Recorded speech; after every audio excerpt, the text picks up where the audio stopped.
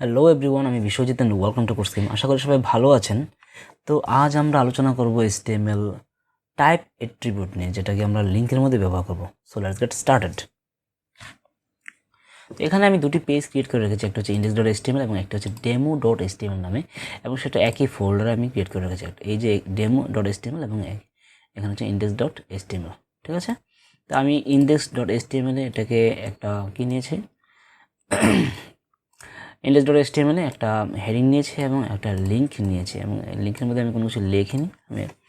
আমি এটাকে demo link লিখে দিলাম এবং কন্ট্রোল দিয়ে সেভ করলাম, এবং সেটাকে আমি লাইভ সার্ভারে রান করব।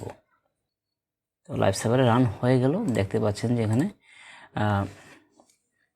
লিঙ্ক আছে একটা, এবং HTML টাইপ অ্যাট্রিবিউট লেখাটা চলে এসেছে, অর্থাৎ হেডিংটা। এখন আমি এই পেজটাকে এখানে লিঙ্ক করাবো, এই পেজটাকে demo.html। হ্যাঁ, তো আমি লিখলাম demo.html, ওকে, কন্ট্রোল দিয়ে সেভ করলাম। হ্যাঁ, লিঙ্ক। এখন আমরা আজকে যেহেতু টাইপ নিয়ে আলোচনা করবো, টাইপ আসলে কেন, টাইপ দিয়ে কী করা হয়, এই হলো টাইপ অ্যাট্রিবিউট।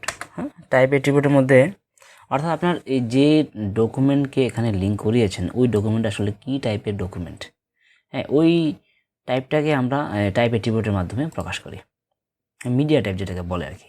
তো আমি যে ডকুমেন্টটাকে, অর্থাৎ এই যে এটাকে একটা HTML ডকুমেন্ট, তাহলে যেহেতু আমি একটা HTML ডকুমেন্টকে এখানে লিঙ্ক করেছি, তাহলে আমি সেটাকে বলে দিব যে টাইপ হচ্ছে টেক্সট HTML, ঠিক আছে।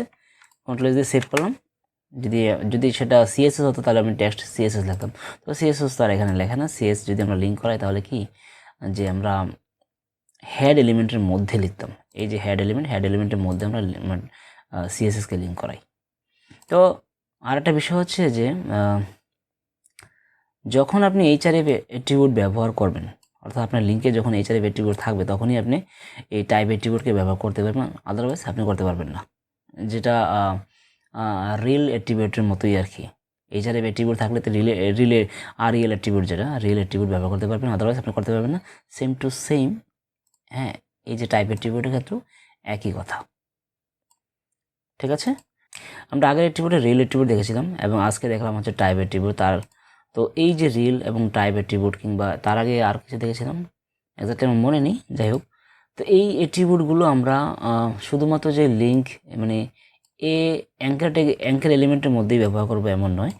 এই অ্যাট্রিবিউটগুলো আমরা লিঙ্ক অ্যাট্রিবিউট, অর্থাৎ যেমন আমরা এখানে হেড এলিমেন্টের মধ্যে লিঙ্ক লিখি না, লিঙ্ক, এর মধ্যে আমরা CSSকে লিঙ্ক করাই, তো এই ক্ষেত্রেও আমরা মিডিয়া টাইপ লিখে দিতে পারি, এই টাইপ অ্যাট্রিবিউট বা রিল অ্যাট্রিবিউট। হ্যাঁ, এই পেজের সাথে এই পেজের সম্পর্ক কী, হ্যাঁ, যেমন এখানে রিল অ্যাট্রিবিউট লেখা আছে যে স্টাইল শিট, এরকম আর কি। তো এরকমটা আমরা লিঙ্কের সাথে করি। আমরা এরিয়া এলিমেন্ট আছে যেটা ইমেজের মধ্যে আপনারা পাবেন, যখন আমরা ইমেজের উপর টিউটোরিয়াল নিয়ে আসবো তখন পাবেন। তো এরিয়া এলিমেন্টের মধ্যেও কি রিল এবং টাইপ অ্যাট্রিবিউট এগুলোকে ব্যবহার করা হয়ে থাকে, ঠিক আছে।